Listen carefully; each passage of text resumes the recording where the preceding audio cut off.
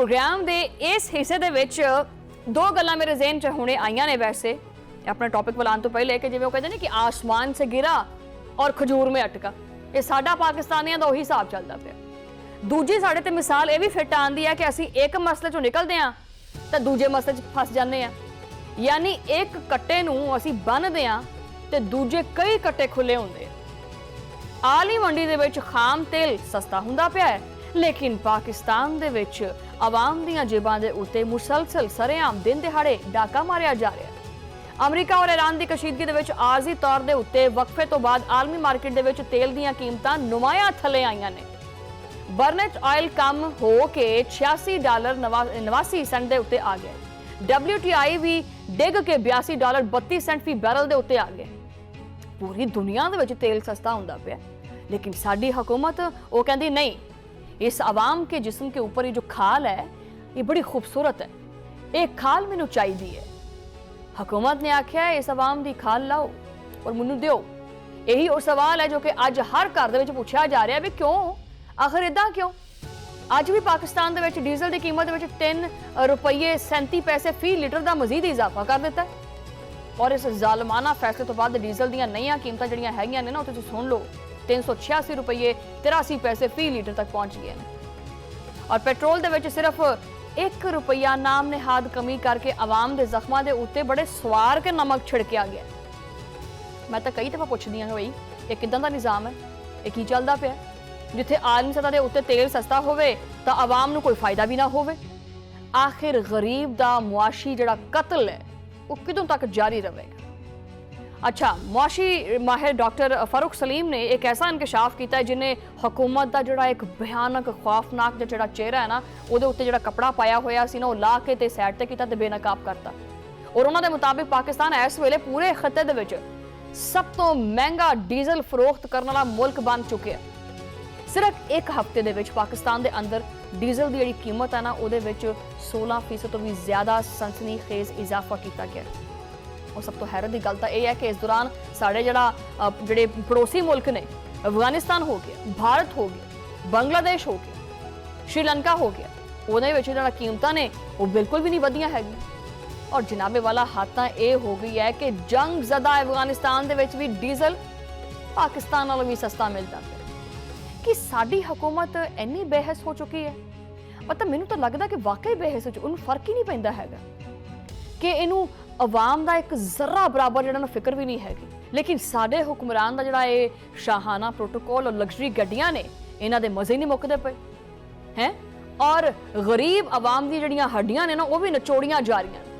और फिर हद तां यह है कि फिर आराम सुकून नाल निजी पॉडकास्ट दे विच बह के ये जिहड़े हाउसिंग के साडे वजीर हैगे ने, इज़्ज़त माब बिलाल यासीन साहब, वो बड़े प्राउडली अंदाज में कहते हैं कि देखें जी क्या हो गया, अगर पंजाब के पास इतना पैसा है तो अपना जहाज ले सकता है वो, लेकिन पंजाब नूं खाण दी रोटी भी तो दे दिओ। पंजाब दी आवाम दीआं हड्डियां तो तुसीं जिहड़ा ना गुदा कढ़ के ते तुसीं जहाज लई जाने हैं ते उहदा तुसीं पुछ लो तो कहने हैं कि जी वज़ीर आला मरियम नवाज साहिबा ने कहा है कि अगर मैं डिलीवर करना चाहती हूँ तो मुझे अच्छी कन्वेंस भी तो चाहिए। और सैलाब जब आया, मैनू ना तुसीं एक गल दा जवाब दिओ कि जिहड़ा ये कहंदे है कि पिछले साल सैलाब की जिहड़ी सूरत हाल हुई सी, पिछले साल सैलाब की सूरत हाल दे विच वज़ीर आला पंजाब मरियम नवाज साहिबा ने अलग अलग मकामात दे उत्ते जाके दौरा करना सी, विजिट करना सी, उत्थे पानी सी। मैनू ये दसो कि वज़ीर आला पंजाब मरियम नवाज साहिबा ने उत्थे जाके की बंद लाने सी, पानी रोकना सी, जो इन्ना जरूरी सी जहाज लेना। वैसे मैं तो कहनी रहन ही दो, ये गल्लां ढकियां ही रहन दो, आपां पेट्रोल डीजल की गल ही कर लेने हैं। डीजल और पेट्रोल महंगा होंदे हैं, सार जिहड़ा है ना वो नवां तूफान महंगाई का शुरू होंदा है। ताजर और मुनाफाखोरां ने आटा, घ्यो, दालां, सब्जियां, चीनी, दुध दीआं कीमतां दे उत्ते आपदी मर्जी नाल इजाफा कीता।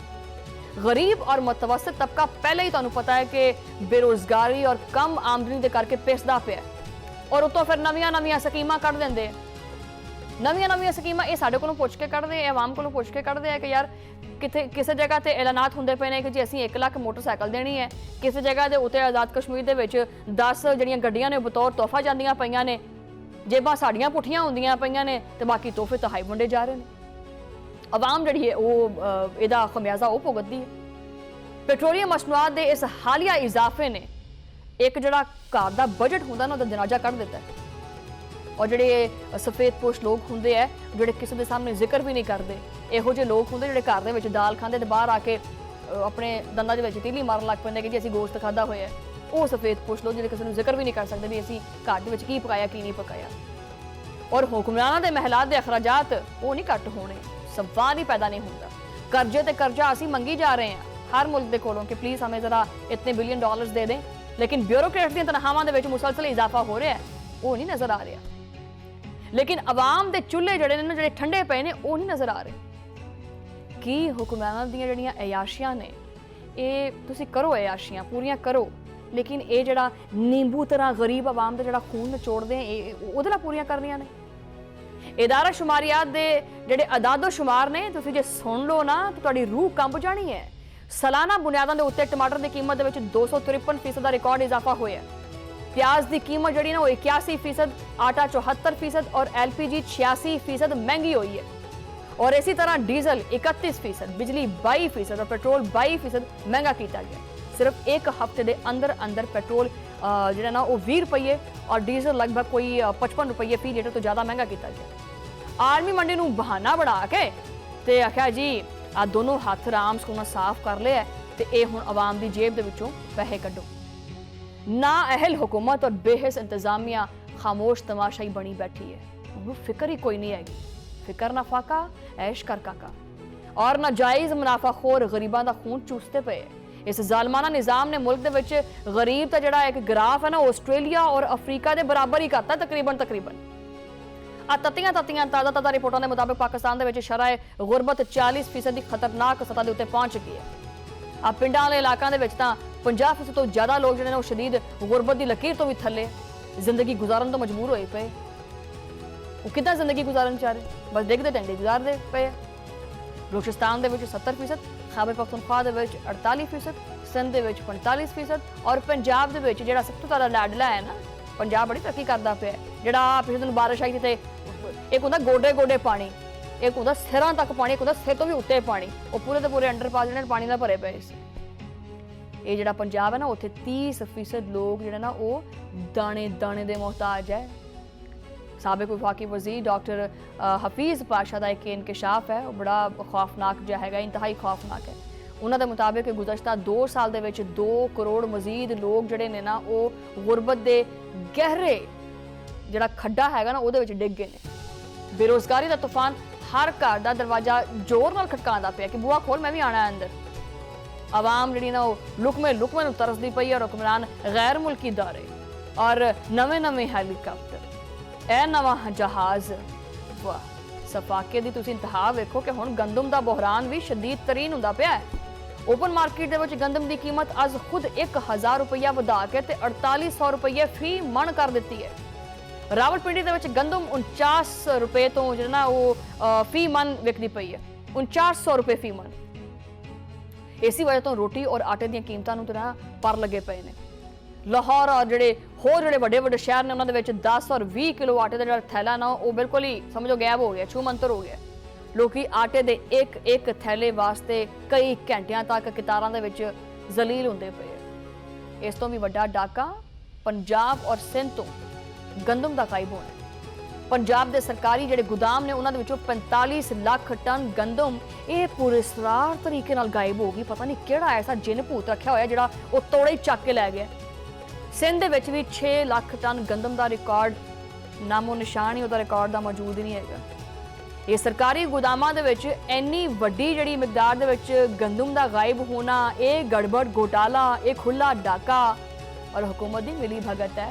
तुहानूं पता ही है कि इत्थे जिहड़े ना वो चिड़ी भी पर नहीं मार सकती इन्हां तो बगैर। जखीरा अंदोज गरीबां दे जिहड़ा मूँह का नवाला है ना वो भी खूंदे पे और हुक्मरान खामोश बैठे हैं। और अगर फौरी तौर पर तहकीकात ना होई तो मुल्क नूं 1 अरब डॉलर की जिहड़ी गंदम है वो दरामद करनी पएगी। और की ये हुकूमत आवाम की खिदमत वास्ते है या उन्हों का मजीद जो खून पीने वास्ते? दुनिया कितने की कितने पहुँच गई है, असीं अजे तक उत्थे दे उत्थे ही हैं, बल्कि उत्थे भी नहीं है, असीं उस तो भी पिछां पहुँचे पे। लोग जोड़े सड़कों के उत्ते रुलते पे और हुक्मरानां दीयां यही अयाशियां ये रुकण का नाम नहीं लैंदियां पईयां। अवामी जिहड़े टैक्सां दे नाल अरबों रुपइयां दे नाल हुक्मरानां जिहड़े प्रोटोकोल ने और जाती आशाइशां ने वो ही बस बनदियां पईयां ने, आवाम दा कुछ नहीं।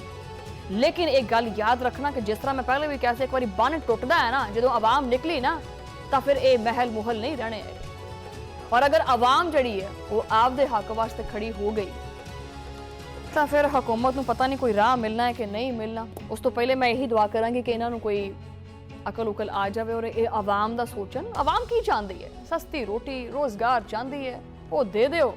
ਅੱਲਾਹ ਅੱਲਾਹ, ਖੈਰ ਸਲਾਮ।